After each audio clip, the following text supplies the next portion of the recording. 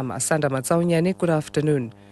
Health Minister Aaron Motsoaledi has launched a multi-million rand primary healthcare public and private sector partnership in Pretoria. The 40 million rand agreement was signed between government and 23 private healthcare funders to establish the Health Enhancement Fund. Motsoaledi says one of the objectives of the fund is to build capacity through research in the management of TB and HIV/AIDS. There's no single South African who will say it's not in their interest that we defeat the scourge of TB and HIV and AIDS. There's no South African who will argue that the country doesn't need skills in human resources. So we chose those areas. The other area was implementing on the CEO's number 4 on the 10-point program. It says we must overhaul the whole healthcare system and improve its management. But number 6 on the 10-point program says we must fight the scourge of TB and HIV and AIDS. So all these things are according to the 10-point program. Police Minister Nathi Mthethwa has been granted permission to take part in the proceedings at the Marikana Commission of Inquiry into the deaths of miners in August. Mthethwa's legal representative, Advocate Lindinkosi Thomas, made the request this morning. Judge Ian Farlam has granted the request as Mthethwa is the political head accountable for the conduct of the police. Meanwhile, the Marikana Commission of Inquiry has heard that in dealing with striking mine workers in the days leading to August the 16th, it was agreed that the police would only implement part of the operational plan if negotiations were deemed fruitless. The SAPS's Colonel Victor Visser has told the Commission that the police had a 6-point plan in place to ensure a peaceful solution.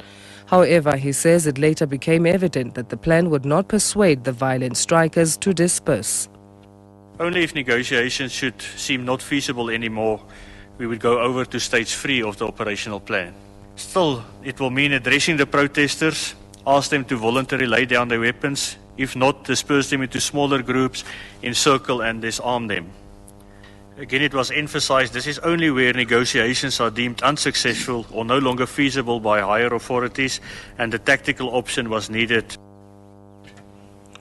Anglo Gold Ashanti says the Mponeng mine near Carltonville on Gauteng's West Rand has been suffering losses every week due to the unprotected strike. 7 of the company's mines have been affected. The mine has been losing an average of 32,000 ounces of gold per week. The company's spokesperson, Alan Fine. Mine remains closed, pending some discussions and reaching of an agreement on a normalization of return to work. Today is our results day, and there was some information given out on what the losses have been due to the strike.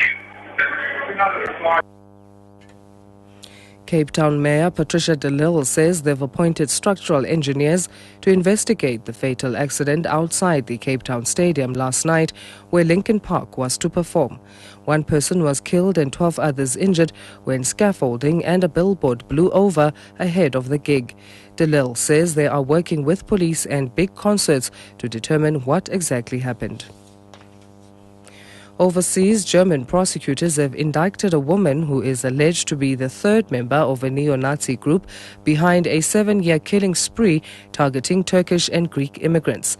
Vita Schreiper is the only surviving member of the National Socialist Underground. The 2 other members died in an apparent murder-suicide in November 2011. The far-right terrorist group is suspected of having killed at least 9 Turkish and Greek men.